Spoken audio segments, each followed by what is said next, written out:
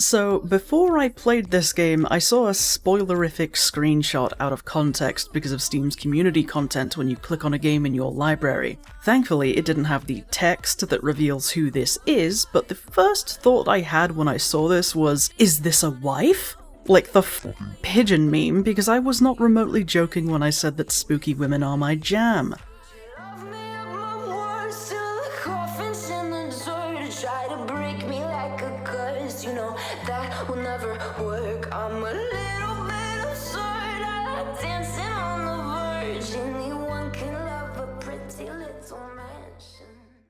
We Know the Devil is a visual novel about teens sent to a Christian summer camp meant to correct their bad behavior, and by that I mean it's a visual novel for my limp-wristed comrades with religious trauma. Because obviously all you need to be good is to believe in God hard enough, but you also need to act right, but it also doesn't matter because it's really down to what's in your heart. And do you really believe with absolute certainty that you're good enough to not be condemned to hell?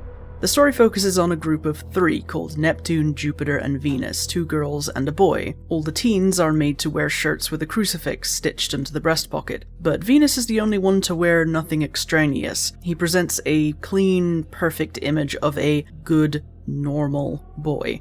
Meanwhile, Neptune wears a black skirt and a little star earring, and Jupiter wears a tomboyish jacket with jeans. It's pretty clear from the onset that these teens are miserable and coping with it in different ways. Neptune is mean and rebellious, Jupiter previously self-harmed and has a hairband she snaps against her wrist, and Venus tries to be agreeable to the point of personal detriment, apologizing for almost everything. Their time at this camp is almost over, but this just so happens to be the night they're sent out to a rickety cabin to go meet the devil.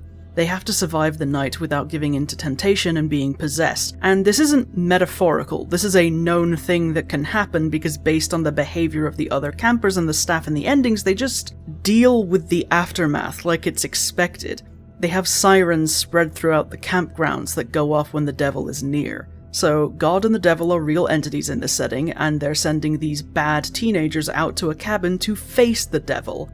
While they're expected to sleep through the night and take turns acting as a lookout, none of them are great at sleeping and waking on command, so they end up staying awake through the night. This leads to a round of Truth or Dare, drinking a terrible bottle of alcohol courtesy of Neptune, and a game of 7 Minutes in Heaven, which...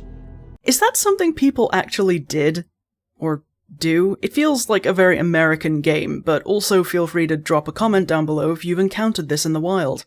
It's always Jupiter and someone else for this moment, and you get very different scenes depending on who is chosen to be with her.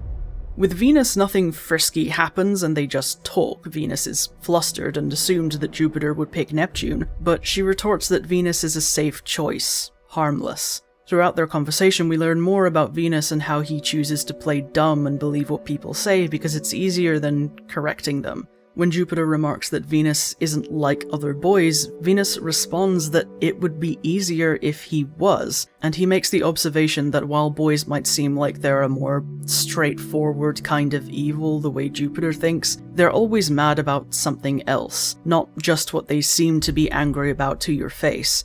They hide what they're mad about by getting mad about something else, because men and boys aren't allowed to be emotionally hurt or sensitive. But anger? They're allowed to show anger, encouraged even, so that becomes the outlet for everything else.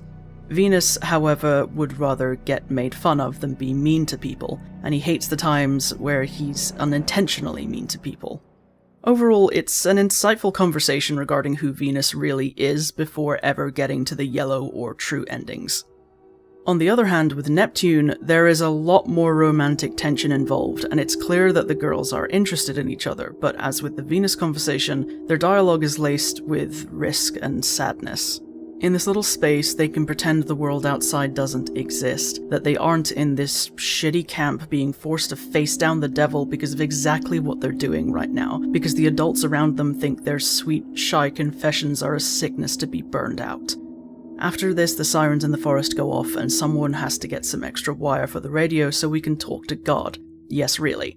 When the radio is tuned to God, his voice is described as every boy you're afraid of talking at once. And depending on who has been excluded, he says different things.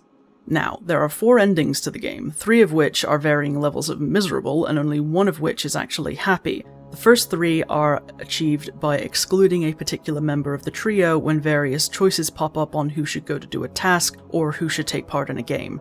If you exclude Jupiter, God talks about hands, touch, and the honesty of it, and Jupiter freaks out. She vents that she wasn't born good but thought she could still be if she just did the right things, that she was led to believe your place in heaven was based on merit, only for it to no longer matter, and now it's what's in your heart that decides if you go to heaven or hell. She rages against the unfairness of it all, the expectations placed on them, and wishes Venus and Neptune wouldn't hold on to her, but would rebuke her, treat her like the devil she is. Her possessed form is a storm of touch, a many-limbed figure with hands for holding, hitting, soothing, and grabbing. If you exclude Neptune, God talks about the extraction of bile, the water of the body, and the vanity of mirrors. Throughout the game, Neptune has suffered coughing fits, and this time is the worst as she screams from the bathroom to be left alone, despite the worries of Venus and Jupiter. She emerges covered in black streaks and pins Venus to the wall, trying to force him to drink some of the ichor dripping off her fingers. She rages that they're trying so hard to be good, and for what? They already are, so why are they expected to prove it? Why do they have to go through this? She wants to turn Venus into what he's trying so hard not to be, and wants to do the same to Jupiter. She doesn't want any of them to be good. It clearly isn't enough for God or the adults in their lives.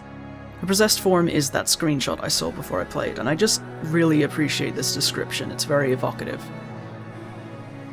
If you exclude Venus, God talks about desiring a beauty that is not his, and the vanity of wanting to be seen. The trio tries to make a run for it through the forest, chased by hungry lights that fixate on Venus, and it leads him to having his own freak-out when the girls try to protect him. Venus wants to be left behind because going forward means continuing to be what the world expects, and that is unbearable.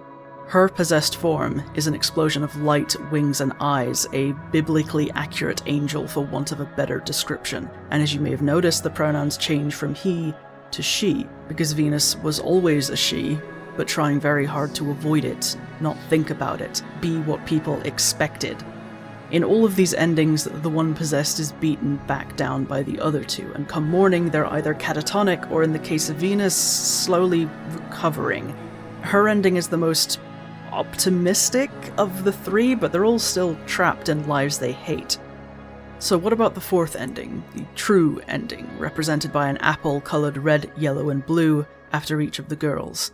This is when you take care not to exclude any of them.